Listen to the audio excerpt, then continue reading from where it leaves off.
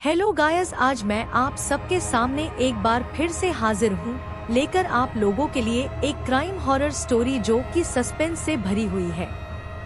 कहानी को सुनने के लिए वीडियो के अंत तक बने रहे। आशा है कि ये कहानी आप लोगों को पसंद आएगी।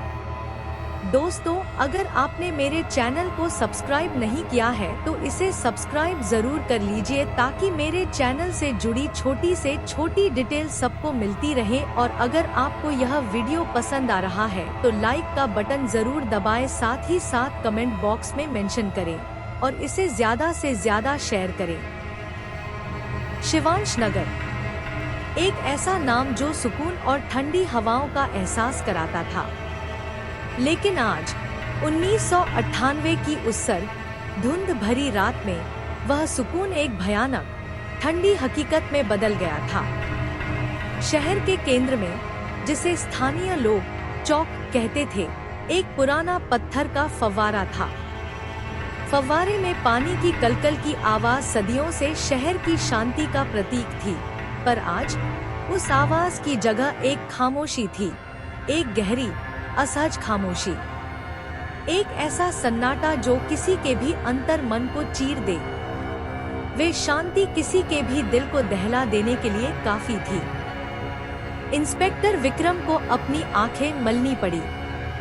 वह मुंबई की भागदौड़ भरी जिंदगी से दूर एक शांत, लगभग आलसी पोस्टिंग की उम्मीद में यहाँ आया था। मैं अपनी पिछली जिंदगी में बहुत ज्यादा व्यस्त रहता था और बहुत ज्यादा भाग दौड़ कर चुका था और अब वह आराम चाहता था। पिछली रात उसने अपने छोटे से धूल भरे अपार्टमेंट में चैन की नींद ली थी, यह सोचकर कि उसका सबसे बड़ा अपराध का मामला शायद किसी साइकिल की चोरी या शराब पीकर हंगामा करने तक सीमित रहेगा। लेकिन उसके फोन पर सुबह 3 बजे आई कॉल ने यह भ्रम तोड़ दिया। इंस्पेक्टर, आप तुरंत चौक पर आइए। पुलिस अधीक्षक एसपी त्यागी की आवाज कांप रही थी, जैसे उन्हें ठंड नहीं बल्कि डर लग रहा हो। यह कुछ ऐसा नहीं है जो हमने पहले कभी देखा हो। त्यागी ने उन्हें घटनास्थल का पता दे दिया था और उन्हें घटनास्थल पर जल्द से जल्द पहुंचाने के लिए कहा था। विक्रम यह सुनते ही तुरंत ही कीप लेकर घटनास्थल के लिए निकल गया। विक्रम जब घटनास्थल पर पहुंचा तो कोहरे की चादर अभी पूरी तरह छंटी नहीं थी। सड़क की पुरानी पीली स्ट्रीट लाइट्स उस कोहरे को काटकर एक अजीब नारंगी रोशनी फैला रही थी, जिसने पूरे दृश्य को एक बुरे सपने जैसा रूप दे दिया था। फव्वारे पर एक जवान लड़की का शरीर रखा था। वह सिर्फ एक शव नहीं था, वह एक कलाकृति थी, एक भयानक प्रदर्शन। लड़की को फव्वारे के केंद्र में बने पत्थर के देवदूत की गोदी में बिठाया गया था। उसके बाल करीने से कंघी किए हुए थे और उसने एक साफ सफेद लिबास पहना हुआ था जो अपराध की प्रकृति से मेल नहीं खाता था। ऐसा लग रहा था जैसे उसे मरने के बाद कपड़े पहनाए गए हों। विक्रम ने अपने हाथों में दस्ताने पहने और धीरे धीरे आगे बढ़ा। एसपी त्यागी एक तरफ खड़े थे, उनका चेहरा पीला पड़ चुका था। कौन है यह? विक्रम ने आवाज को शांत रखने की कोशिश करते हुए पूछा। इसका नाम सपना है, पास ही के कॉलेज की छात्रा थी, कल रात घर से गायब थी, त्यागी ने फुसफुसाकर कहा। लेकिन देखिए इंस्पेक्टर, देखिए कि उसने क्या किया है।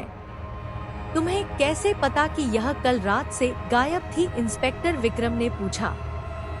त्यागी ने बताया, इसके घर वाले यहाँ पर मौजूद है। उसने 3 लोगों की तरफ इशारा किया। वहाँ पर एक अधेड़ उम्र महिला, एक पुरुष और एक छोटा सा लड़का खड़ा था। लड़के की उम्र करीब 16 साल रही होगी। इंस्पेक्टर विक्रम ने फिर से त्यागी से पूछा, क्या इन्होंने कल रात उसके गायब होने की खबर नहीं लिखवाई थी? त्यागी कहा, सर, यह लोग रिपोर्ट लिखवाने आए थे, लेकिन जब तक 24 घंटे नहीं हो जाते हम रिपोर्ट दर्ज नहीं कर सकते, इसीलिए रिपोर्ट नहीं लिखी गई। यह सुनने के बाद इंस्पेक्टर विक्रम ने एक लंबी गहरी सांस छोड़ी। वो उस लाश की तरफ ध्यान से देखने लगे। विक्रम ने ध्यान से देखा। लड़की की छाती पर, जहां दिल होता है, त्वचा को जलाकर एक प्रतीक बनाया गया था। वह प्रतीक कोई साधारण चिन्ह नहीं था, न क्रॉस, न ओम। यह एक जटिल, उलझा हुआ ज्योमेट्रिक पैटर्न था, जो टूटी हुई शाखाओं और एक आंख जैसा दिखता था। प्रतीक के चारों ओर सूखे हुए जंगली फूल और काली मोमबत्तियां एक परफेक्ट वृत्त, सर्कल बना रही थी। यह हत्या नहीं है, एसपी त्यागी, विक्रम ने धीमी, गंभीर आवाज में कहा।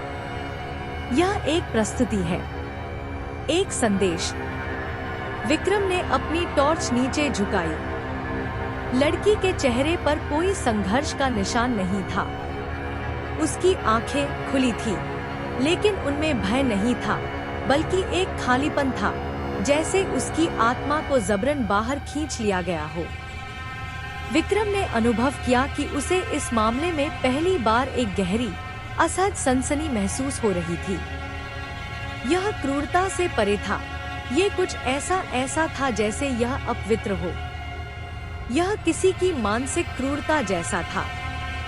हत्यारे ने शरीर के पास, पत्थर के फव्वारे पर, रक्त से या किसी गहरे रंग के द्रव से एक शब्द लिखा था, अधूरा। अधूरा क्या? त्यागी ने पूछा। उसका काम, विक्रम ने जवाब दिया, प्रतीक की एक तस्वीर अपने पुराने पोलारॉइड कैमरे से खींचते हुए।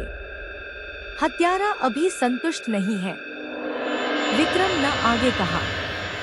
त्यागी ने पूछा, हत्यारा संतुष्ट नहीं है मतलब? विक्रम ने कहा, मतलब तुम आगे समझ जाओगे त्यागी। सुबह होते होते शहर में फुसफुसाहटों का शोर शुरू हो गया। शिवांश नगर के लोग अपने घरों से झांक रहे थे। उनके चेहरे पर स्पष्ट भय नहीं था, बल्कि एक अजीबोगरीब स्वीकृति थी, जैसे वे किसी भयानक चीज की वापसी को पहले से जानते हों। विक्रम ने डॉक्टर नेहा, जो कि शहर के अभिलेखागार और पुस्तकालय की क्यूरेटर है, उनको बुलाया। वह इस छोटे शहर में इतिहास और पुरानी चीजों का एकमात्र आधिकारिक स्रोत थी। नेहा एक शांत, गंभीर महिला थी, जिसकी आंखों में पुस्तकों के प्रति गहरा प्रेम झलकता था।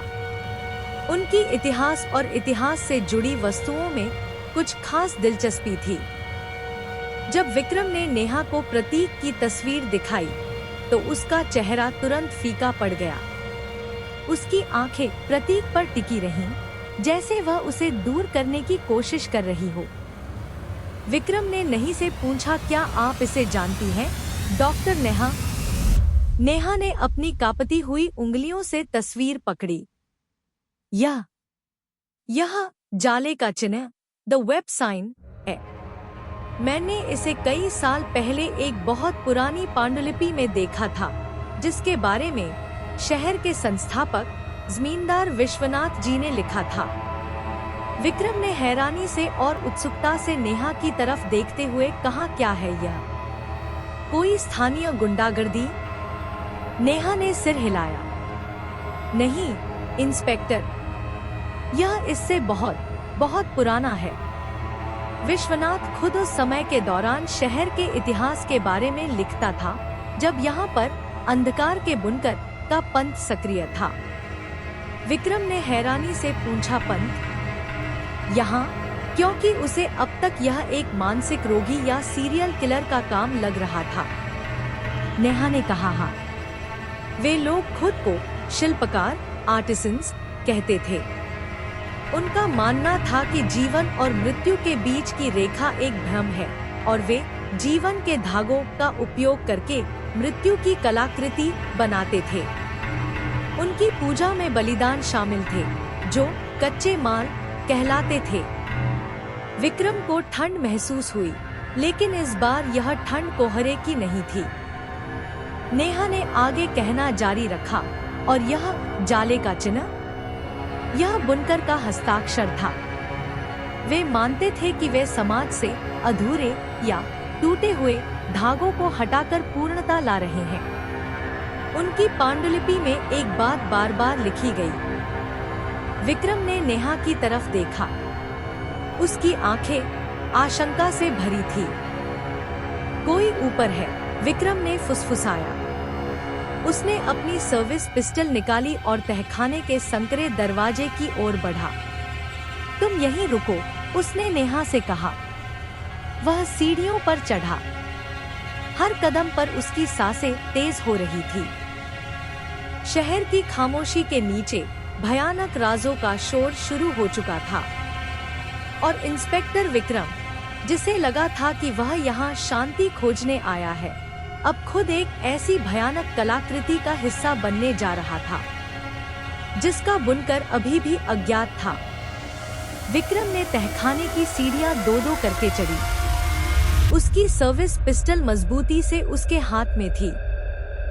पुरानी लकड़ी की सीढ़ियां उसके जूते के नीचे चरमरा उठीं, लेकिन ऊपर की खामोशी इतनी गहरी थी कि वह आवाज भी दब गई। वह पुस्तकालय के मुख्य हॉल में पहुंचा।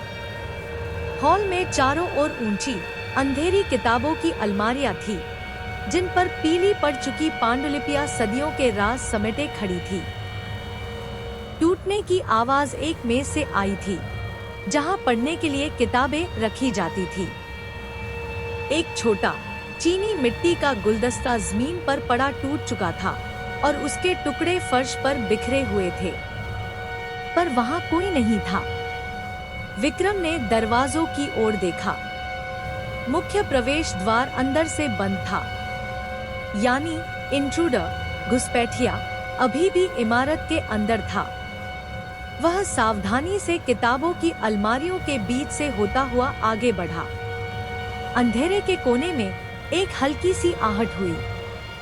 विक्रम ने तुरंत टॉर्च उस दिशा में घुमाई और उसकी तेज रोशनी ने एक पतली, लंबी परछाई को काट दिया।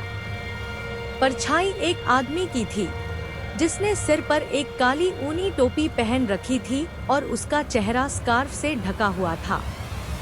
उसकी आंखें खुली हुई थी और उनमें एक अजीब सी चमक थी, घबराहट की नहीं, बल्कि तेजी से भाग निकलने की तैयारी की। रुको, पुलिस! भागने की कोशिश भी मत करना, विक्रम चिल्लाया। लेकिन उस आदमी ने विक्रम के आदेश पर कोई प्रतिक्रिया नहीं दी। वह तेजी से अपनी जगह से हटा, अलमारियों के बीच एक संकीर्ण रास्ते से होते हुए लाइब्रेरी के पिछले हिस्से की खिड़की की ओर भागा। विक्रम ने उसका पीछा किया। वह जानते थे कि अगर यह आदमी भाग गया तो वे अपने एकमात्र सुराग को खो देंगे। जब विक्रम पिछला कॉरिडोर पार कर रहा था, तो उसने देखा कि उस आदमी ने भागने से पहले एक और चीज तोड़ी है। एक छोटी कांच की पेटी, जिसमें शहर के इतिहास से जुड़ी एक पुरानी मिट्टी की मूर्ति रखी थी। मूर्ति टूटी नहीं थी, लेकिन पेटी का शीशा चूर-चूर हो गया था। विक्रम खिड़की तक पहुंचा। वह खुली हुई थी और बाहर बर्फीली हवा वहां अंदर दाखिल हो रही थी। आदमी गायब हो चुका था। खिड़की के नीचे झाड़ियों में गीली मिट्टी पर ताजे जूते के निशान थे, जो जंगल की ओर जा रहे थे। विक्रम हैरानी से उसे दिशा में देखते हुए सोच रहा था, क्या यह आदमी मंकर समुदाय का ही था? साथ ही साथ उसे पछतावा हो रहा था कि वह उसे आदमी को पकड़ने में असमर्थ हो चुका था। तभी तहखाने से नेहा की डरी हुई आवाज आई। विक्रम, आप ठीक हैं? विक्रम ने वापस आकर नेहा को शांत किया। हाँ, मैं ठीक हूँ। कोई था। वह विश्वनाथ की वंशावली के बारे में जानता था। नेहा घबराकर उस लकड़ी के बक्से की तरफ दौड़ी, जहां पांडुलिपि थी। वह सही सलामत थी। उसने कुछ लिया नहीं। नेहा ने राहत की सांस ली। फिर वह यहाँ क्यों आया था? विक्रम ने टूटी हुई कांच की पेटी की तरफ इशारा किया। उसने इस मूर्ति को तोड़ने की कोशिश की, या शायद उसने हमें यह बताने की कोशिश की कि वह हमें जानता है। उसने जानबूझकर शोर किया। उसने हमें यह दिखाने के लिए मूर्ख बनाया कि वह यहाँ तक पहुँच सकता है। उसका सही मकसद तो मैं नहीं समझ पाया हूँ, लेकिन मुझे ऐसा लगता है कि उसे शक हो चुका है कि हम लोग किस दिशा में बढ़ रहे हैं, और उसने हमें यह एहसास दिला दिया है या फिर गलती से पकड़ा जाता। विक्रम को एहसास हुआ कि वे एक ऐसे विरोधी से लड़ रहे हैं जो सिर्फ क्रूर नहीं बल्कि चतुर और रणनीतिक है। और जो बात सबसे ज्यादा परेशान कर रही थी वह यह थी, उसे कैसे पता चला कि वे विश्वनाथ की वंशावली की तलाश कर रहे हैं। यह जानकारी केवल एसपी त्यागी और उनके कुछ चुनिंदा पुलिसकर्मियों को थी। विक्रम ने पांडुलिपि को बंद किया। नेहा, इस किताब को सुरक्षित रख दिया। विक्रम ने नेहा से कहा, अब मुझे पुलिस स्टेशन जाना होगा। मुझे देखना है कि 50 साल पहले शिवांश नगर में वास्तव में क्या हुआ था। विक्रम पुलिस स्टेशन लौटा, लेकिन इस बार उसका व्यवहार बदल चुका था। वह हर चेहरे को संदेह से देख रहा था। उसके मन में यह बात घर कर चुकी थी कि जरूर ही पुलिस वालों का कोई भेदी है जो बात बाहर निकल रहा है, लेकिन वह कौन है यह बात विक्रम नहीं जानता था। एसपी त्यागी ने उसे सुबह की बैठक में बुलाया। इंस्पेक्टर, तुमने पुस्तकालय में उस आदमी को पकड़ने के लिए अपनी पिस्तौल का इस्तेमाल क्यों नहीं किया? त्यागी ने नाराजगी से पूछा। वह खाली हाथ था, सर। मैं शहर के बीचों बीच गोलीबारी नहीं करना चाहता था। इसके अलावा वह कुछ भी चुराए बिना भाग गया। विक्रम ने जानबूझकर यह नहीं बताया कि घुसपैठिया पांडुलिपि की तलाश में था। त्यागी ने अपनी कुर्सी पर आराम से बैठते हुए विक्रम की ओर संदेह भरी नजर से देखते हुए कहा, चोरी नहीं की पर तोड़ फोड़ करके चल गया, और सपना के केस में कोई प्रगति नहीं है। यह शहर साफ है। मैंने फाइल बंद कर दी होती, लेकिन मुंबई से आया अधिकारी होने के नाते तुम्हें आराम करने के लिए यह केस दिया है। सर, मैं इस केस को गंभीरता से ले रहा हूँ। विक्रम ने सीधे त्यागी की आंखों में देखा। मुझे लगता है कि इसका संबंध 50 साल पहले के कुछ अनसुलझे मामलों से है। त्यागी का चेहरा अचानक सख्त हो गया। कौन से मामले? यहाँ कोई अनसुलझा मामला नहीं है, इंस्पेक्टर। कुछ आत्महत्याएं थी, कुछ गायब हुए लोग, बस। उस वक्त का पुलिस रिकॉर्ड खराब था। इस वक्त त्यागी के चेहरे पर यह सब कहते हुए गुस्सा साफ देखा जा सकता था। ऐसा लग रहा था जैसे कि वह कुछ छुपाने की कोशिश कर रहा है। इंस्पेक्टर विक्रम इस वक्त ध्यान से त्यागी के चेहरे को देख रहे थे, लेकिन वह यह नहीं जानते थे कि आखिर त्यागी छुपाना क्या चाहता है। विक्रम ने गंभीरता से त्यागी की तरफ देखते हुए कहा, मुझे 1948 से 1952 के बीच के सभी गायब हुए लोगों और आत्महत्या के मामलों की फाइलें चाहिए।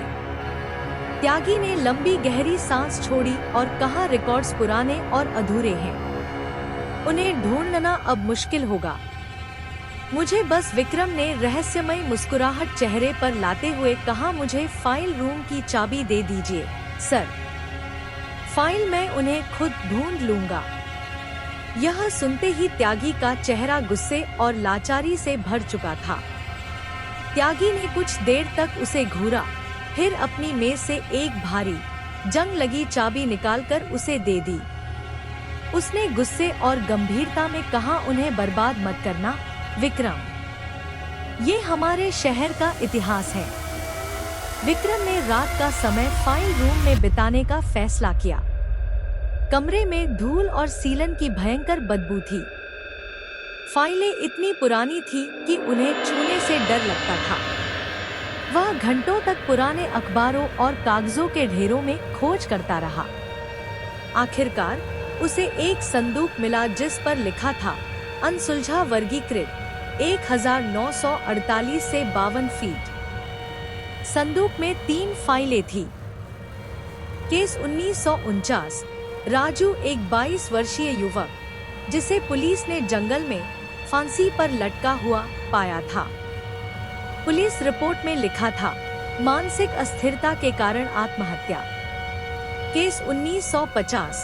लीला एक 19 वर्षीय छात्रा जो अचानक गायब हो गई। फाइल पर तलाश जारी लिखा था, लेकिन अंतिम नोट शहर छोड़ दिया कहकर मामले को बंद कर दिया गया था। केस 1952। जमींदार विश्वनाथ का मामला। जमींदार विश्वनाथ वही व्यक्ति जिसने पांडुलिपि लिखी थी, अचानक अपने घर में मृत पाए गए थे। मौत का कारण दिल का दौरा बताया गया था, लेकिन उनकी डायरी का एक फटा हुआ पन्ना संलग्न था। विक्रम ने फटे हुए पन्ने को खोला। यह विश्वनाथ की हैंडराइटिंग थी और उस पर लिखा था, बुनकर वापस आ गया है, मैंने उसे देखा है, वह उन 4 धागों को बुनेगा, लेकिन मुझे डर है कि वह जानता है कि मैं कौन हूँ। मैंने उसकी पूजा की जगह देखी है, एक भयानक जाल।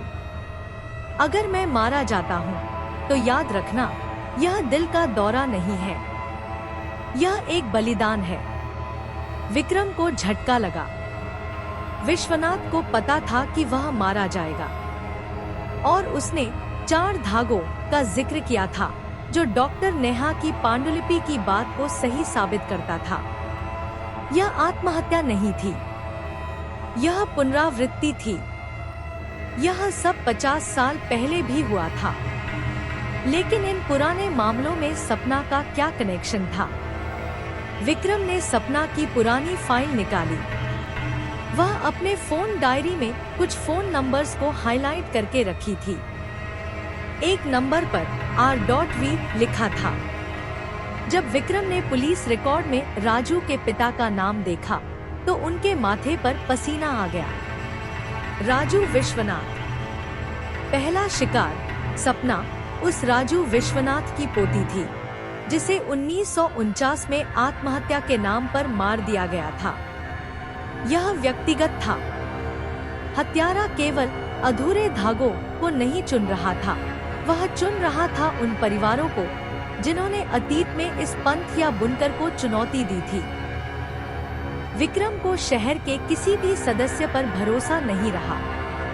उसने सीधे नेहा को फोन किया और दोनों ने चुपचाप अपनी जांच जारी रखने का फैसला किया। उन्होंने नहीं चुपचाप अपनी जांच को जारी रखा, लेकिन अगली सुबह शिवांश नगर ने एक बार फिर भयानक हकीकत का सामना किया। इस हकीकत ने सबके दिलों को दहला दिया था। लोगों के चेहरे का रंग उड़ा हुआ था। इस बार शिकार शहर के पुराने प्राइमरी स्कूल के पीछे बंद खेल के मैदान में मिला। जब विक्रम घटनास्थल पर पहुंचा, तो एसपी त्यागी और उनकी टीम वहां पहले से ही थे। उनका चेहरा शर्म और भय के मिश्रण से विकृत था। दूसरा शिकार, एक 18 वर्षीय लड़का जिसका नाम सुनील था, वह पहले से भी ज्यादा भयानक ढंग से प्रदर्शित किया गया था। उसे खेल के मैदान के बीचों बीच बास्केटबॉल पोस्ट के साथ लटकाया गया था। हत्यारे ने पोस्ट के चारों ओर मोटे लाल रंग के धागों से एक विशाल जाला बुना था, लगभग 15 फीट का एक भयानक खून जैसा दिखने वाला जाल। सुनील को उस जाले के केंद्र में फंसाया गया था और उसके माथे पर वही जला हुआ जाले का चिन्ह उकेरा गया था। ऐसा लग रहा था जैसे हत्या करने वाला दूर से उन्हें देखकर मुस्कुरा रहा हो। हत्यारे ने इस बार कोई शब्द नहीं लिखा था, लेकिन एक और संदेश था। उसने सुनील के कपड़ों के अंदर एक प्राचीन मिट्टी का दिया लैंप रखा था, जो बुझा हुआ था। विक्रम ने अपने हाथ में उसे बुझे हुए दिए को देखा। वह उसे हैरानी से देख रहा था, क्योंकि वह इसका मतलब नहीं समझ पा रहा था। नेहा ने जमीन पर घुटने टेक दिए। उसकी आंखों से आंसू बहने लगे। वह बहुत ज्यादा डरी हुई थी। उसने डरी और दबी हुई आवाज में कहा, बुनकर। वह अपनी कलाकृति के अगले चरण में पहुंच गया है। विक्रम ने दिए को ध्यान से देखा। उसका ध्यान इस बीच नेहा पर नहीं गया। वह नेहा के पास गया और उससे पूछा, यह क्या है नेहा? यह अंधेरा है का दिया है। नेहा ने अपने आंसू पोंछे और दुबकते हुआ कहा, पंथ मानता था कि हर धागा पीड़ित बुनकर की कलाकृति में रोशनी लाता है और जब चारों धागे बुने जाएंगे तो दिया जल उठेगा और उनका शिल्पकार जाग जाएगा। हत्यारे का आत्मविश्वास अब साफ दिख रहा था। वह पुलिस को, शहर को और विक्रम को चुनौती दे रहा था। वह केवल एक हत्यारा नहीं था, बल्कि एक कलाकार था जो अपने भयानक काम में मग्न था। तभी विक्रम को एहसास हुआ, कल रात पुस्तकालय में घुसपैठिया मूर्ति को नहीं, बल्कि उसी प्रकार के दिए को ढूंढ रहा था जो अब दूसरे पीड़ित के पास मिला है। उसे पता था कि उन्हें इतिहास से जुड़े कौन से सुराग मिल सकते हैं। नेहा, विक्रम फुसफुसाया, हमें अब खदान जाना होगा। हमें पता लगाना होगा कि इस पंथ की पूजा की जगह कहाँ है और वह पवित्र खून क्या है जिसका जिक्र डायरी में है। उसे लगा कि समय तेजी से उसके हाथ से निकल रहा है। 2 धागे बुने जा चुके थे, अब केवल 2 और बचे थे और चौथा धागा शायद कोई ऐसा हो सकता है जो उनके सबसे करीब हो। विक्रम के चेहरे पर डर और हड़बड़ाहट साफ देखी जा सकती थी। परित्यक्त खदान, जिसे स्थानीय लोग अंधेरी खाई कहते थे, शिवांश नगर से लगभग 3 किलोमीटर दूर घने देवदार के जंगल के किनारे स्थित थी। यह जगह सदियों से भूगर्भ शास्त्रियों, जियोलॉजिस्ट्स के लिए रहस्य और निवासियों के लिए भय का स्रोत रही थी, क्योंकि इस खदान का जुड़ाव उसे पंथ से था जिसने 50 साल पहले हाहाकार मचाया हुआ था। विक्रम और नेहा बिना किसी को बताए रात के अंधेरे में खदान की ओर बढ़ रहे थे। विक्रम की जीप की हेडलाइट्स जंगल के पेड़ों पर पड़कर एक भयानक नृत्य कर रही थी। हवा इतनी ठंडी थी कि सांस लेना भी मुश्किल हो रहा था और जंगल की चुप्पी किसी भी भयानक आवाज से ज्यादा डरावनी लग रही थी। इस वक्त विक्रम और नेहा एक दूसरे के साथ थे, फिर भी उन्हें डर लग रहा था। यह डर खामोशी का डर था, साथ ही साथ समय की कमी का। नेहा, क्या आप निश्चित हैं कि यह वही जगह है? विक्रम ने जीप को एक टूटे हुए तारबंदी के पास रोकते हुए पूछा। विश्वनाथ की पांडुलिपि में पहाड़ी के किनारे का चीरा कहाँ गया है? खदान का प्रवेश द्वार बिल्कुल वैसा ही दिखता है। नेहा ने टॉर्च की रोशनी में नक्शे का एक हाथ से खींचा हुआ स्केच देखते हुए जवाब दिया। विक्रम ने भी उसे नशे की तरफ देखा और उसे भी नेहा की बात ठीक लग रही थी। वे दोनों जीप से उतरे। खदान का प्रवेश द्वार एक बड़ा, मुंह फाड़े हुए गड्ढा था जो रात के अंधेरे में सीधे नरक का रास्ता लग रहा था। हवा में खनिज और पुरानी सड़ी हुई पत्तियों की अजीब गंध थी। विक्रम ने अपनी पिस्टल निकाली और कमर पर लगी रस्सी नेहा को थमाई। विक्रम ने नेहा की तरफ देखते हुए गंभीरता से कहा, हम यहाँ बस सुराग तलाशने आए हैं, कोई हीरो बनने की कोशिश करने नहीं। नेहा ने हाँ में सिर हिलाया। उसका चेहरा भले ही डरा हुआ था, लेकिन उसकी आंखों में सत्य जानने की दृढ़ता थी। वे अंदर घुसे। अंदर का अंधेरा ऐसा था जिसे टॉर्च की रोशनी भी पूरी तरह भेद नहीं पा रही थी। दीवारों से पानी टपकने की आवाजें और दूर से आती हवा की सीटी की आवाज एक भयानक संगीत बना रही थी। कुछ देर चलने के बाद सुरंग एक विशाल गुफा में खुली। विक्रम की टॉर्च की रोशनी जैसे ही गुफा पर पड़ी, नेहा के मुंह से दबी हुई चीख निकल गई। गुफा किसी प्राचीन मंदिर से कम नहीं थी। दीवारों पर जगह-जगह जाले का चिन्ह उकेरा गया था। केंद्र में एक सपाट पत्थर की चट्टान थी जो एक क्रूर वेदी, ऑल्टर का काम कर रही थी। वेदी पर सूखे खून के गहरे काले धब्बे थे और उसके चारों ओर 5 छोटे मिट्टी के बुझे हुए दिए रखे थे। विक्रम को फर्श पर एक छोटा प्लास्टिक का खिलौना मिला, एक फूला हुआ सुपरमैन। यह सुनील दूसरा शिकार के स्कूल बैग से गायब था। वह उसे यहीं लाया था, विक्रम ने धीरे से कहा। हत्यारा उसे कहीं और से उठाता है, यहाँ पूजा करता है और फिर शव को प्रदर्शित करता है।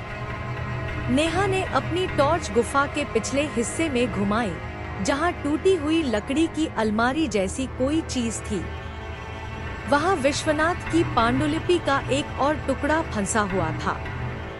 वह धूल झाड़कर उसे पढ़ने लगी। विक्रम, मुझे मिल गया। पवित्र खून का मतलब, नेहा उत्तेजित होकर बोली।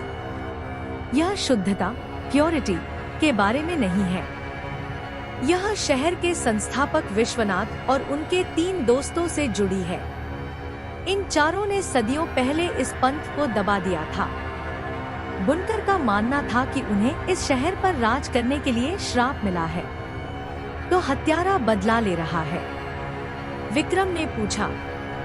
नेहा ने कहा, हाँ, वह उन्हीं 4 संस्थापक परिवारों से 4 धागे बुन रहा है। राजू विश्वनाथ, जो सपना के दादा थे, उनमें से एक थे। सुनील दूसरा शिकार, वह भी एक संस्थापक परिवार का था। हमें तीसरे परिवार को ढूंढना होगा, नहीं तो अगला शिकार। तभी विक्रम का वॉकी टॉकी, जो उसने अपनी जांच गोपनीय रखने के लिए बंद रखा था, जोर से क्रैक हुआ। हालांकि वह बंद था। यह एक क्षणिक तेज हस्तक्षेप था, जैसे कोई शक्तिशाली सिग्नल या ट्रैकर उनके करीब आया हो। उस आवाज के कारण उस पल में विक्रम और नेहा दोनों डर गए और दोनों हड़बड़ा गए। विक्रम ने हड़बड़ाते हुए अपने हाथ वॉकी टॉकी तक पहुंचाए। विक्रम ने वॉकी टॉकी को देखा, फिर अपनी जेब में रखे साधारण सेलफोन को। उसे एहसास हुआ, पुस्तकालय से लेकर खदान तक उनकी हर चाल पर नजर रखी जा रही थी, और इस ट्रैकिंग तक पहुंच केवल पुलिस विभाग के पास हो सकती थी। विक्रम नहीं धीरे से फुसफुसारे हुए कहा, त्यागी या त्यागी का कोई आदमी? नेहा हड़बड़ाती हुई घबराई हुई आवाज में फुसफुसाते हुए कहा, हमें यहाँ से तुरंत निकलना होगा। कोई हमें देख रहा है। वह जानता है कि हम यहाँ हैं। इससे पहले कि वे गुफा से बाहर निकलते, दूर जंगल से एक हल्की लेकिन स्पष्ट आवाज आई। यह चीख नहीं थी, यह एक हल्की असहनीय सी रोने की आवाज थी, जैसे किसी के मुंह पर पट्टी बंधी हो। और उसके ठीक बाद एक लंबी उदास सायरन की आवाज शिवांश नगर की खामोशी को चीरती हुई गुजर गई। यहाँ कहते हुए नेहा ने सांस रोकी। तीसरा धागा। विक्रम ने अपनी मुट्ठी भींच ली। उसने कर दिया।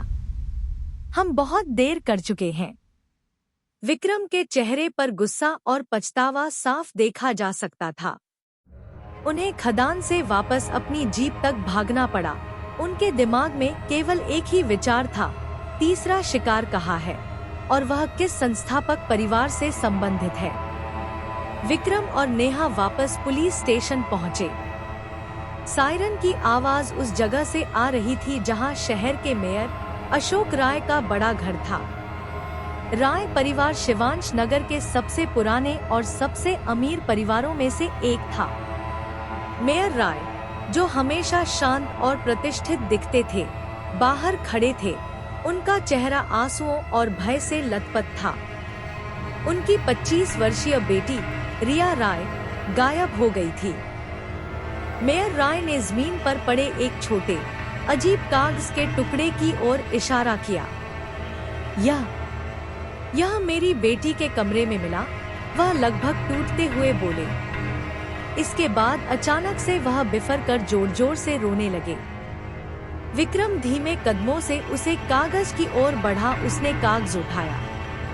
यह विश्वनाथ की पांडुलिपि के पन्ने जैसा ही लग रहा था और उस पर केवल एक वाक्य लिखा था, तीसरा धागा बुना गया है, प्रकाश जल्द ही पूरा होगा। अब कोई शक नहीं बचा था। सपना, सुनील और रिया, ये तीनों परिवार सदियों पहले पंथ को दबाने वाले संस्थापकों की सीधी वंशावली से थे। विक्रम ने एसपी त्यागी की ओर देखा। त्यागी अब केवल भयभीत नहीं, बल्कि पूरी तरह से घबराए हुए थे। मेयर की बेटी, त्यागी, यह पागलपन नहीं है, यह एक संगठित हमला है। विक्रम दहाड़ा। विक्रम, तुम शांत हो जाओ। यह शहर एक अभिशाप से ग्रस्त है, त्यागी चिल्लाए। विक्रम ने त्यागी की आंखों में देखा और उसे वहां एक अजीब सी पहचान दिखी, डर की नहीं, बल्कि पकड़े जाने के डर की। विक्रम को शक हुआ कि त्यागी सिर्फ भ्रष्ट नहीं है, बल्कि वह जानता है कि बुनकर कौन है, या शायद वह बुनकर को बचा रहा है। विक्रम ने अचानक त्यागी से एक सवाल पूछा, जो सीधा निशाने पर लगा। एसपी त्यागी, कल रात पुस्तकालय में वह घुसपैठिया क्या ढूंढ रहा था? यह जानकारी केवल आपको पता थी, और आपने इस बारे में मुझसे झूठ बोला कि यहाँ कोई अनसुलझा मामला नहीं है। त्यागी का चेहरा सफेद पड़ गया। वह जवाब देने के लिए मुंह खोलने ही वाले थे कि अचानक उनके बगल में खड़े एक युवा कांस्टेबल रवि ने जोर से खांसा, जिसने त्यागी का ध्यान भंग कर दिया।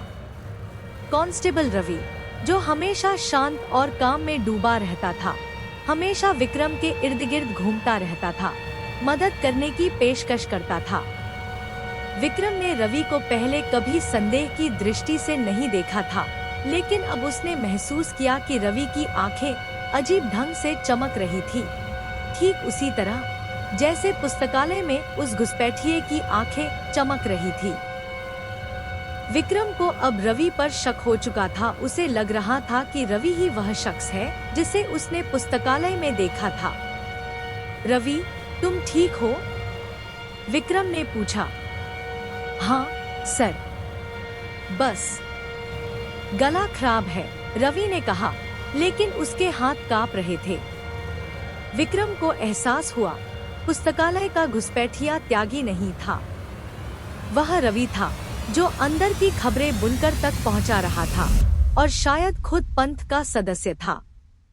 तभी रवि के वॉकी टॉकी पर एक तेज क्रैक की आवाज आई, जो खदान में विक्रम के पास आई आवाज जैसी थी। विक्रम ने तुरंत रवि पर छलांग लगा दी। वॉकी टॉकी दो मुझे, एक छोटी सी हाथापाई हुई। रवि, जो शारीरिक रूप से ताकतवर था, ने विक्रम को जमीन पर ढकेल दिया और अंधेरी गलियों की ओर भागने लगा। विक्रम उठा और उसने रवि के पीछे दौड़ लगा दी। शहर के लोग चिल्लाने लगे, लेकिन किसी ने हस्तक्षेप नहीं किया। उन्हें लगा कि यह दो पुलिसकर्मियों के बीच की साधारण लड़ाई है। विक्रम को रवि को पकड़ना था, क्योंकि वह केवल एक भेदी नहीं था, वह जानता था कि रिया कहाँ है और बुनकर कौन है। कांस्टेबल रवि अंधेरी गलियों में भाग रहा था। उसकी सांसें फूल रही थी, लेकिन उसके भागने में एक उन्मादी तेजी थी। विक्रम उसके ठीक पीछे था, उसकी आंखें लक्ष्य पर टिकी थी। एसपी त्यागी और बाकी पुलिसकर्मी हक्के बक्के खड़े थे, क्योंकि उनके विभाग का एक सदस्य शहर के सबसे बड़े रहस्य से जुड़ा निकला था। रवि शहर के बाहरी इलाके में स्थित एक पुरानी परित्यक्त मिल की ओर भागा। यह जगह वर्षों से बंद थी और शहर की कहानियों में हमेशा भूतों का डेरा मानी जाती थी। रवि ने मिल के जंग लगे दरवाजे को धक्का दिया और अंदर गायब हो गया। विक्रम ने दरवाजे को तोड़कर अंदर प्रवेश किया। अंदर की हवा में धूल, तेल और दशकों पुरानी खामोशी थी। उसकी टॉर्च की रोशनी में एक विशाल खाली हॉल दिखा। कोने में रवि हांफता हुआ दीवार से चिपका खड़ा था। उसके हाथ में कोई हथियार नहीं था, लेकिन उसकी आंखों में अब डर नहीं, बल्कि भयानक श्रद्धा का भाव था। विक्रम ने पिस्टल उसकी तरफ तान दी।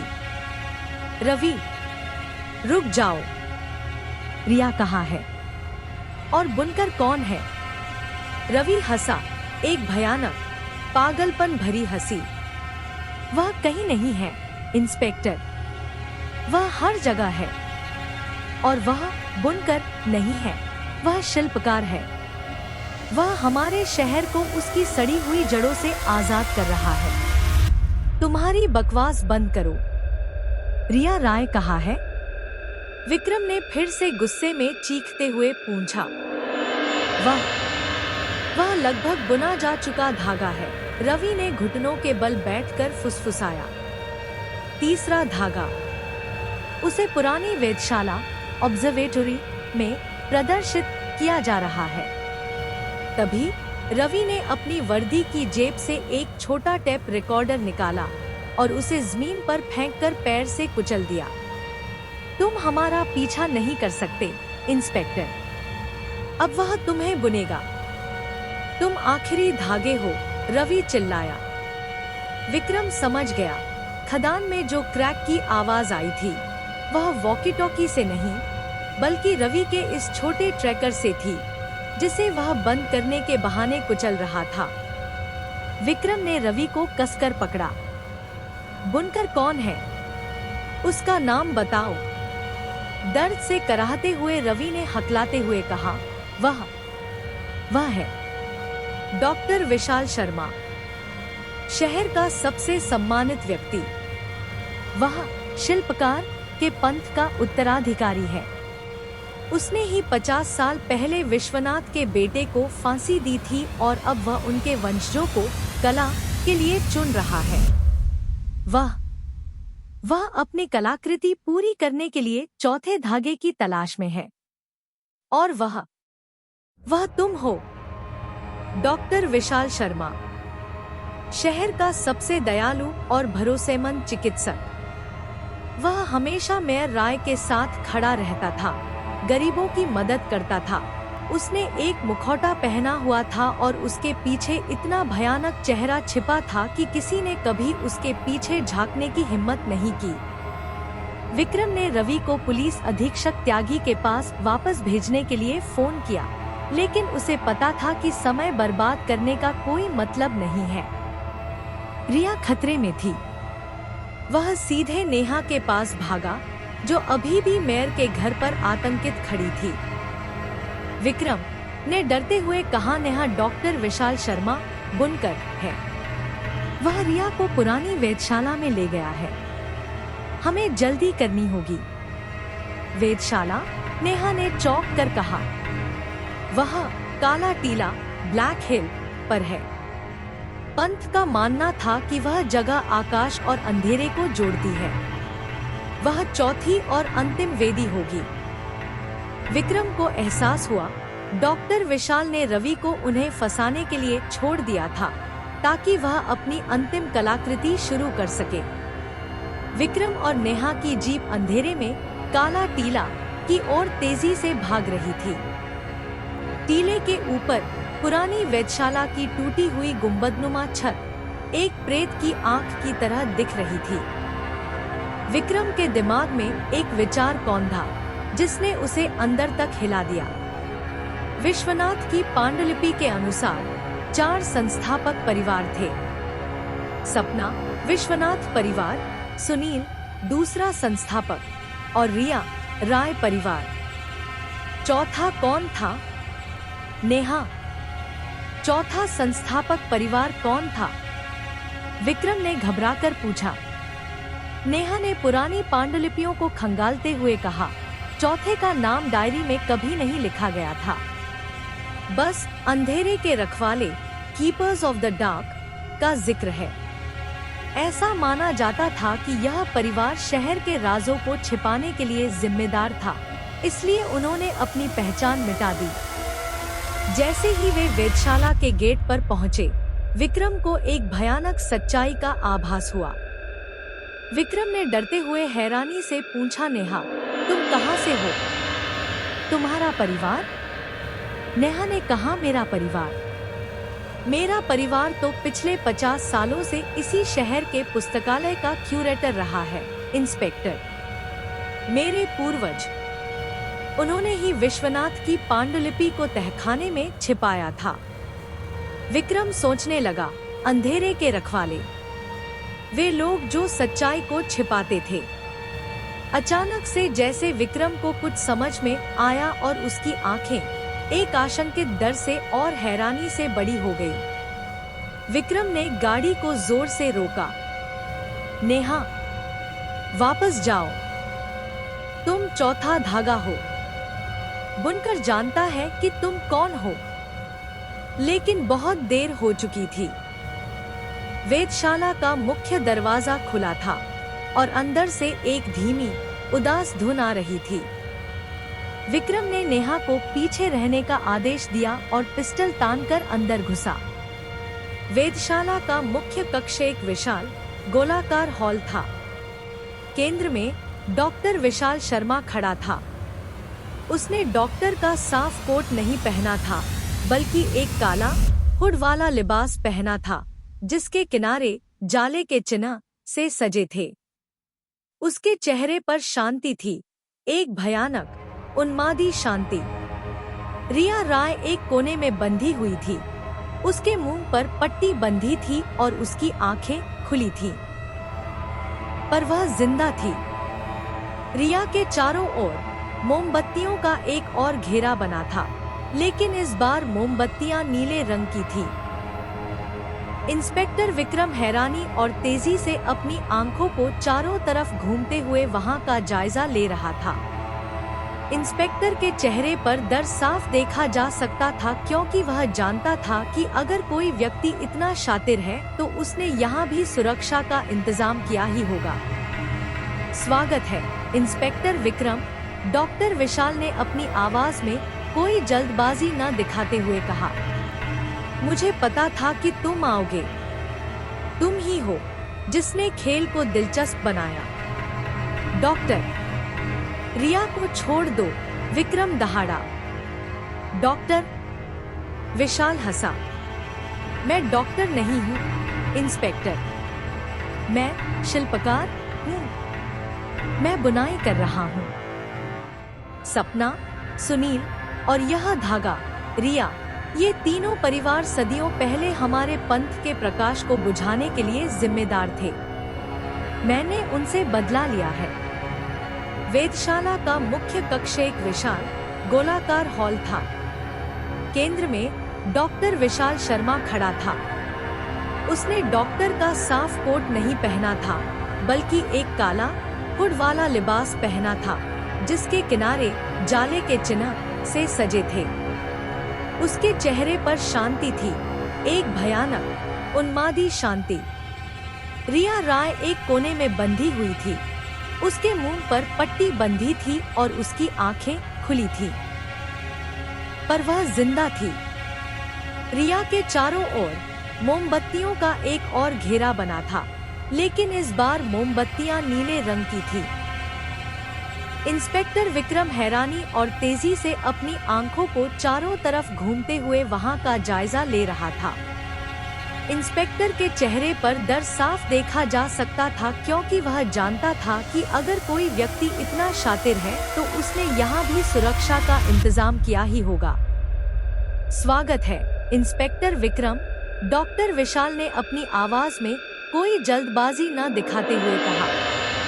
मुझे पता था कि तुम आओगे। तुम ही हो जिसने खेल को दिलचस्प बनाया। डॉक्टर, रिया को छोड़ दो, विक्रम दहाड़ा। डॉक्टर, विशाल हंसा। मैं डॉक्टर नहीं हूँ, इंस्पेक्टर। मैं शिल्पकार हूँ। मैं बुनाई कर रहा हूँ। सपना, सुनील और यह धागा, रिया, ये तीनों परिवार सदियों पहले हमारे पंथ के प्रकाश को बुझाने के लिए जिम्मेदार थे। मैंने उनसे बदला लिया है।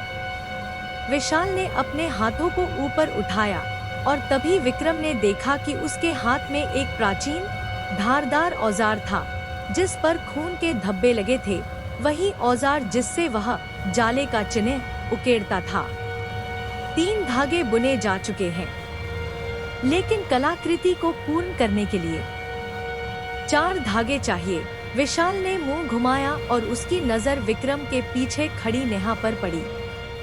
आखिरी धागा, अंधेरे के रखवाले। नेहा, वह इस शहर का सबसे बड़ा राज छिपा रही थी। ऐसा कहते हुए डॉक्टर विशाल शर्मा एक रहस्यमयी मुस्कुराहट लेकर हंसा। विक्रम को पता था कि अब उसके पास भागने का कोई रास्ता नहीं है। यह सिर्फ एक पुलिस केस नहीं था, यह एक पंथ, एक अभिशाप और सदियों पुराने बदले की कहानी थी। वह अब बुनकर और उसके भयानक कला के सामने अकेला खड़ा था। डॉक्टर विशाल शर्मा, जो अब शिल्पकार था, नेहा की ओर बढ़ा। उसकी आंखों में पंथ के उन्माद की ज्वाला जल रही थी। अंधेरे के रखवाले को बुनाई के केंद्र में होना चाहिए, विशाल ने कहा। विक्रम ने तुरंत प्रतिक्रिया दी। वह जानता था कि उसके पास सीधे हमला करने का कोई मौका नहीं है, क्योंकि विशाल के हाथ में वह प्राचीन धारदार औजार था। उसने अपनी पिस्टल को जमीन पर गिराया, जिससे विशाल का ध्यान क्षण भर के लिए भंग हो गया। डॉक्टर, विक्रम दहाड़ा, क्या तुम्हें लगता है कि तुम भगवान हो? तुम सिर्फ एक पागल, बदला लेने वाले हत्यारे हो। बदला? विशाल हंसा। यह बदला नहीं, उत्थान, असेंशन है। मेरा परिवार 50 साल पहले इन्हीं 4 परिवारों की वजह से नष्ट हो गया था। उन्होंने ही पंथ को दबाया और हमें खत्म किया।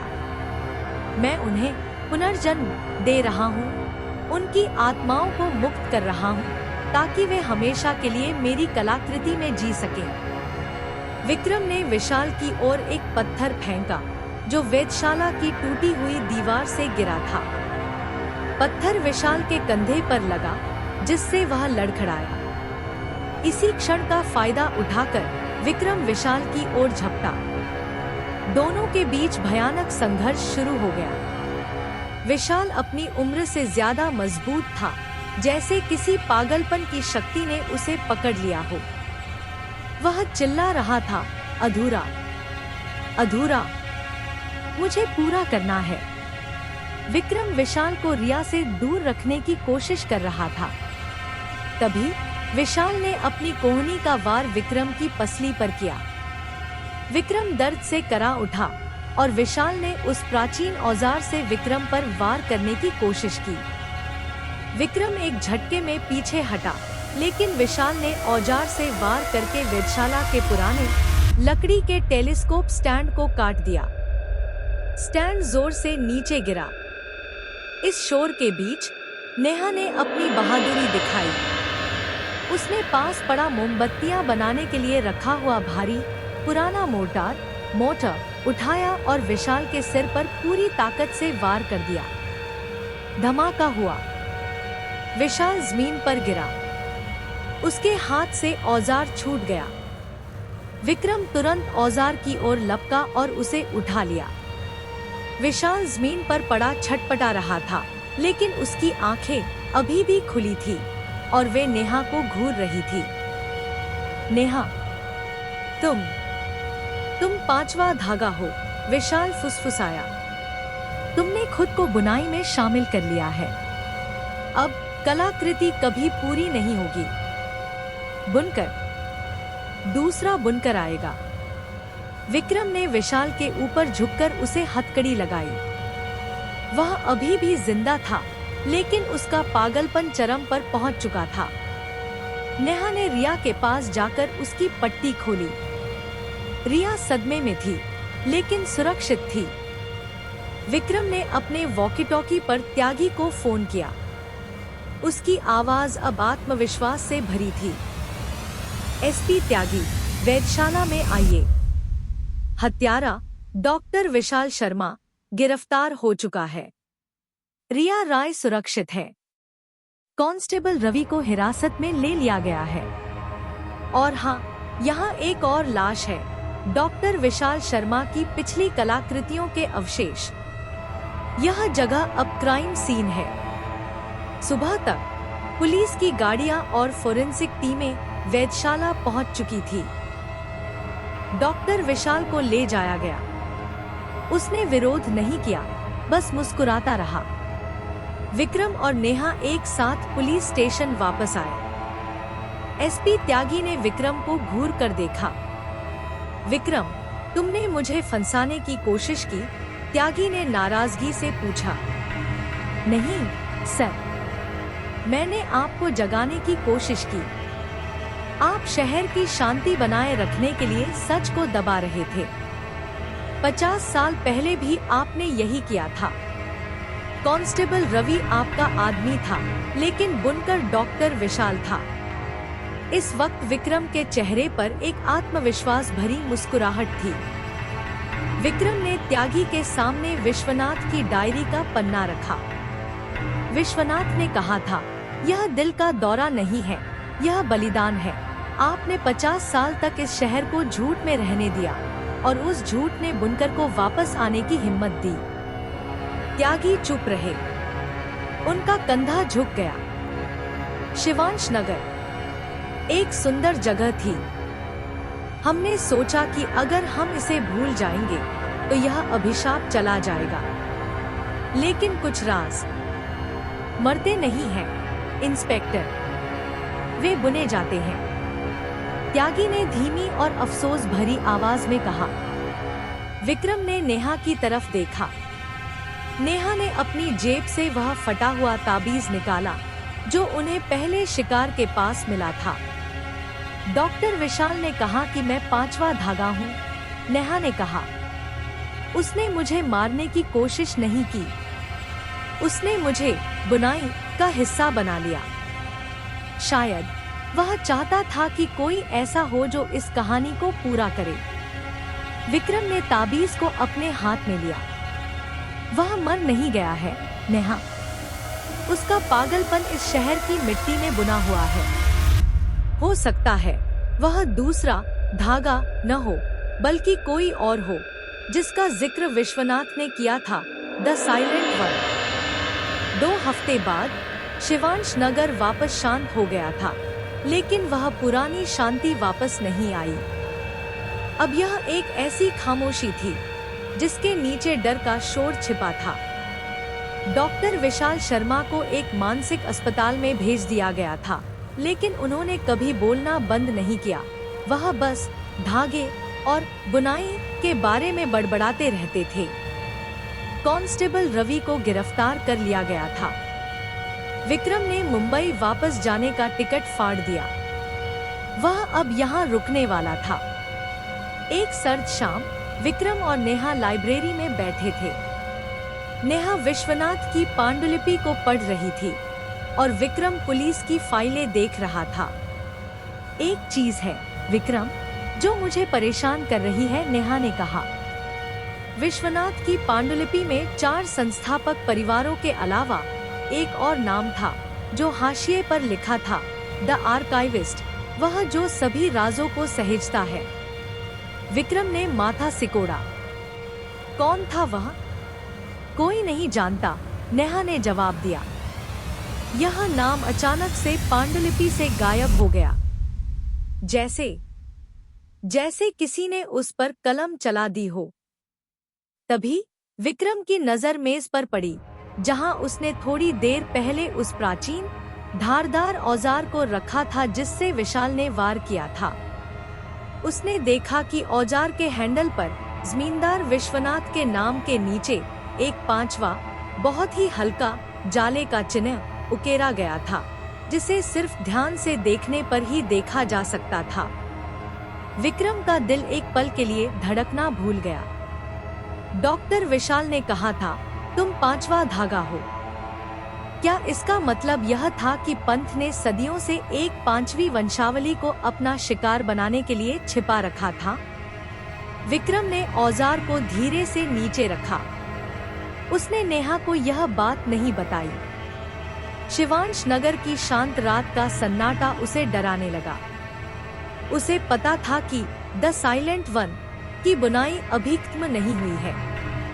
यह तो बस एक अध्याय था। वह अब शहर का राजदार था, एक पुलिस वाला नहीं, बल्कि अंधेरे के रखवाले का नया साथी। वह जानता था कि जब अगला धागा बुना जाएगा तो वह तैयार रहेगा।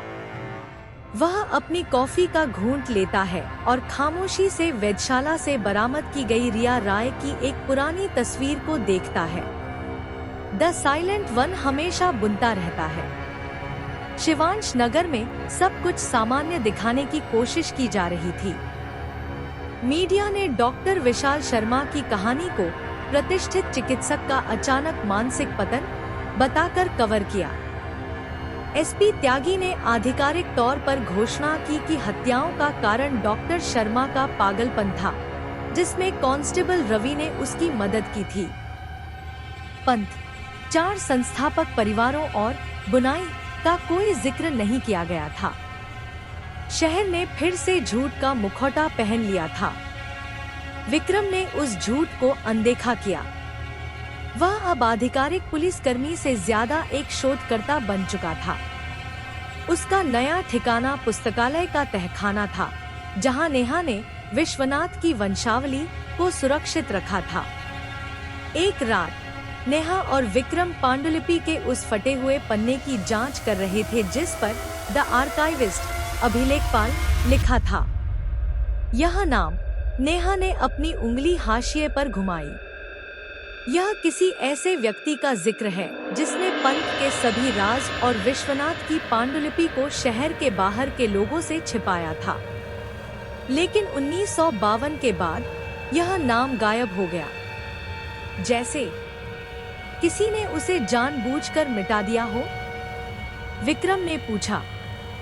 हाँ, या तो अभिलेखपाल मारा गया या फिर वह खुद बुनकर का हिस्सा बन गया और उसने अपने अस्तित्व को ही छिपा लिया।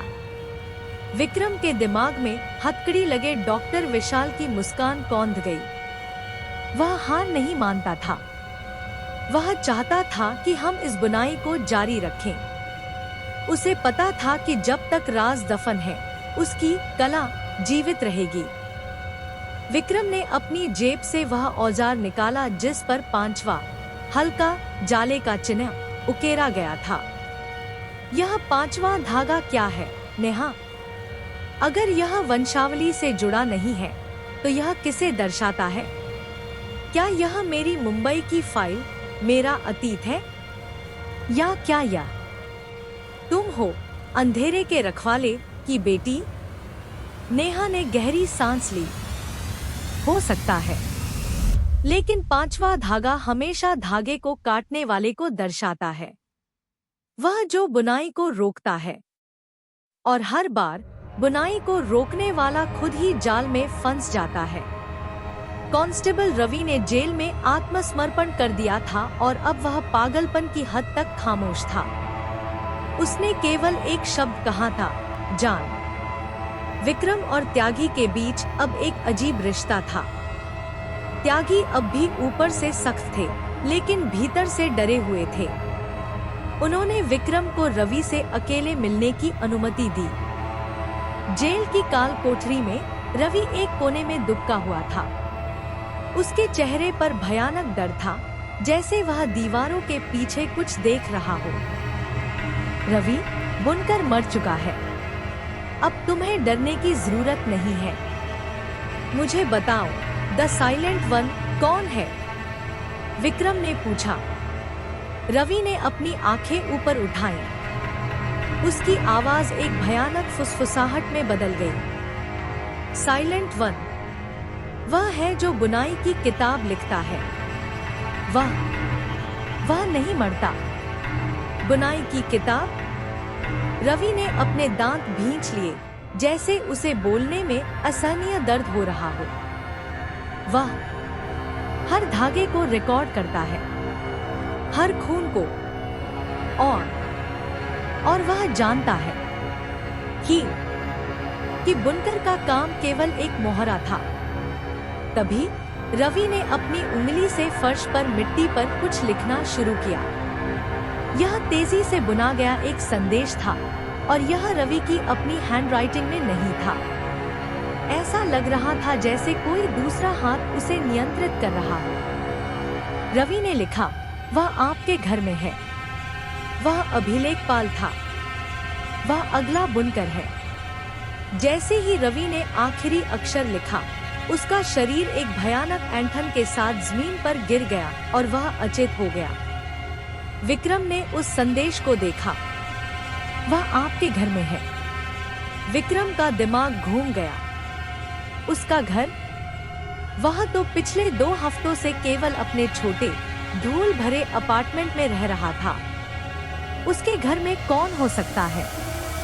विक्रम तेजी से अपने अपार्टमेंट की ओर भागा। दरवाजा अंदर से बंद था। उसने चाबी घुमाई और अंदर आया। सब कुछ सामान्य था। बिखरे हुए कपड़े, मेज पर ठंडी हो चुकी कॉफी का मग और एक अकेला पुराना टेलीफोन। तभी उसकी नजर दीवार पर टंगी हुई तस्वीर पर पड़ी, उसकी और उसकी दिवंगत पत्नी की, जो मुंबई के एक अनसुलझे मामले में मारी गई थी। उस मामले को बंद करने के बाद ही विक्रम शिवांश नगर आया था। तस्वीर के पीछे विक्रम ने हाथ डालकर तस्वीर को हटाया। दीवार में एक छोटा गुप्त ताला लगा था, जो किसी चाबी से नहीं बल्कि एक खास प्रतीक से खुलता था। विक्रम ने तुरंत अपनी जेब से शिल्पकार का औजार निकाला और उसके 5वें जाले के चिन्ह को ताले के छिद्र में फिट किया। क्लिक! दीवार का एक हिस्सा धीरे से पीछे हट गया और एक छोटी सी छिपी हुई अलमारी सामने आई। अलमारी में कोई सोना या पैसा नहीं था। वहां एक पतली काले चमड़े की जिल्द वाली डायरी थी। यह विश्वनाथ की पांडुलिपि से भी ज्यादा पुरानी लग रही थी। विक्रम ने डायरी खोली। पहले पन्ने पर एक नाम लिखा था, अभिलेखपाल, द साइलेंट वन, और नीचे एक तारीख, 1901। जैसे जैसे विक्रम पन्ने पलटता गया, उसका चेहरा पीला पड़ता गया। डायरी में पिछले 100 सालों की हर बुनाई का विस्तृत रिकॉर्ड था। हर शिकार का नाम, किस प्रतीक का इस्तेमाल किया गया, और सबसे चौंकाने वाली बात, हर बुनाई के बाद बुनकर को मारने वाले का नाम रिकॉर्ड में था। 1949 के बाद रिकॉर्ड में लिखा था, शिल्पकार को मारने वाला त्यागी। और सबसे हालिया रिकॉर्ड, 2025 की बुनाई को रोकने वाला इंस्पेक्टर विक्रम। लेकिन अंतिम पन्ने पर एक भयानक इजाफा था, एक नई एंट्री, जिसे ताजे स्याही से लिखा गया था। यह किसी बुनकर के हाथ से नहीं, बल्कि एक अभिलेखपाल के शांत करीने से लिखे हाथ से लिखा गया था। अगला धागा, अंधेरे का रखवाला, नेहा वो तुम हो। अगला बुनकर, बुनाई का रक्षक, इंस्पेक्टर विक्रम है। विक्रम को एहसास हुआ, डॉक्टर विशाल शर्मा एक बुनकर मोहरा था। अभिलेखपाल वह था जो बुनाई की श्रृंखला को नियंत्रित करता था। और वह अभिलेखपाल। विक्रम को रसोई में मेज पर रखी चाबी याद आई। यह उसके अपार्टमेंट की नहीं थी। यह चाबी नेहा ने उसे दी थी जब उसने कहा था कि उसे पुराने पुस्तकालय के अभिलेखागार तक पहुंचना है। विक्रम तेजी से मुड़ा और पुस्तकालय की ओर भागा। पुस्तकालय के तहखाने में नेहा विश्वनाथ की पांडुलिपि के पास खड़ी थी। वह अपनी आंखें बंद किए हुए थी। उसके चेहरे पर एक गहरी, शांत मुस्कान थी। तुम क्यों यहाँ आए, विक्रम? नेहा ने आंखें खोलकर पूछा। उसकी आवाज अब शांत, स्थिर और भयानक रूप से अधिकारपूर्ण थी। तुम्हारी बुनाई की तैयारी हो रही थी। विक्रम के हाथ में अभिलेखपाल की डायरी थी। तुम अभिलेखपाल हो, नेहा? तुम द साइलेंट वन हो? नेहा ने फुसफुसाती हुई आवाज में कहा। नहीं विक्रम, मैं अभिलेखपाल की वंशज हूँ। मैं सिर्फ उनकी बुनाई की किताब की रखवाली करती हूँ। नेहा ने मेज पर रखे मोर्टार को उठाया, जिससे उसने विशाल पर वार किया था। डॉक्टर विशाल एक शानदार बुनकर था, लेकिन वह भावुक था। वह सिर्फ 4 धागे चाहता था, लेकिन पंथ को जिंदा रखने के लिए पांचवा धागा चाहिए होता है जो जाल को काटने वाला होता है। जब काटने वाला बुनकर बनता है, बुनाई हमेशा के लिए चलती रहती है। तुमने ही रवि को मेरे पास भेजा। तुमने ही वह औजार मेज पर रखा ताकि मैं उस गुप्त ताले तक पहुंचूं। तुम चाहती थी कि मैं डायरी पढूं ताकि मैं खुद को अगला बुनकर मान लूं। विक्रम चिल्लाया। नेहा ने धीरे से सिर हिलाया। तुम्हारी पत्नी विक्रम मुंबई में, वह तुम्हारे हाथ से बुना गया एक अधूरा धागा थी। तुम एक उत्कृष्ट बुनकर बनते। मैं तुम्हें यहाँ लाई ताकि तुम वह काम पूरा कर सको जो तुमसे छीना गया था। अब यह तुम्हारा शहर है। बुनो इंस्पेक्टर, बुनो। नेहा ने मोर्टार जमीन पर फेंक दिया। उसके चेहरे पर आत्मसमर्पण का भाव था, जैसे वह बलिदान के लिए तैयार हो। विक्रम का दिमाग फट रहा था। उसके सामने दो रास्ते थे, या तो नेहा को गिरफ्तार करके इस पागलपन को खत्म करे, या फिर वह बुनाई को स्वीकार करे और इस शहर के अंधेरे का हिस्सा बन जाए। उसने डायरी को जमीन पर फेंका। मैं बुनकर नहीं हूँ नेहा, तुम हो, नेहा ने फुसफुसाया। और मैं पांचवा धागा हूँ। बुनाई का नियम है, बुनाई पूरी करने के लिए बुनकर को अपने सबसे करीबी धागे को काटना होगा। विक्रम ने आंखें बंद कर ली। वह जानता था कि वह इस शहर से भाग नहीं सकता। वह जानता था कि बुनाई हमेशा के लिए चलेगी। विक्रम ने अपने हाथों को नेहा के गले पर रखा।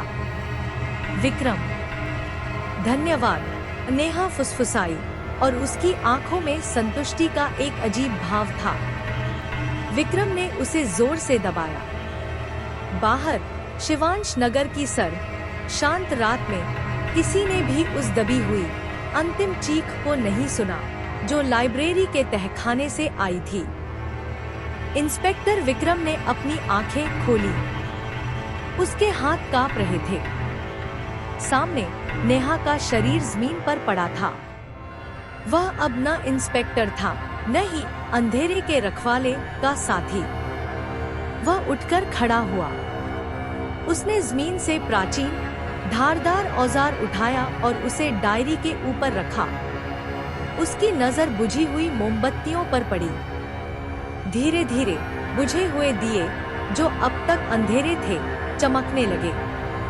एक एक करके 4 दिए, फिर 5वां दिया जो नेहा के पास रखा था तेजी से जल उठा। कलाकृति पूरी हो गई थी। विक्रम ने औजार को अपनी कमर में बांध लिया। उसने डायरी उठाई। अगली सुबह एसपी त्यागी को एक संदेश मिला। इंस्पेक्टर विक्रम ने बिना किसी निशान के शहर छोड़ दिया है। त्यागी मुस्कुराए। साइलेंट वन हमेशा बुनता रहता है। वह शहर से दूर घने जंगल के किनारे खड़ा था। विक्रम, उसने अभिलेखपाल की डायरी खोली और उसमें नया अध्याय लिखना शुरू किया। बुनाई की शुरुआत। पहला धागा, एसपी त्यागी। अंधेरा, खामोश शहर एक नए बुनकर के अधीन हो चुका था। द साइलेंट वन हमेशा बुनता रहता है। हा हा हा हा हा। कहानी आपको कैसी लगी कमेंट बॉक्स में मेंशन जरूर करिएगा। मैं जल्द ही हाजिर होंगी लेकर आप लोगों के लिए एक और रोचक सस्पेंस से भरी कहानी। तब तक के लिए बाय बाय।